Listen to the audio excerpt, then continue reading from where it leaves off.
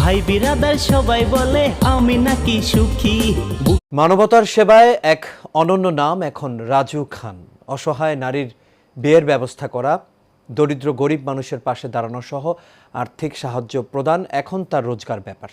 অসহায় মানুষের পাশে দাঁড়িয়ে অনন্য উদাহরণ সৃষ্টি করা ফরিদপুরের এই কন্টেন্ট ক্রিয়েটর আজ দেশজুড়ে তার ভক্ত অনুসারীদের নিয়ে আয়োজন করেন বিশেষ এক অনুষ্ঠানের, যেখানে তুলে ধরেন তার আগামীর পরিকল্পনা।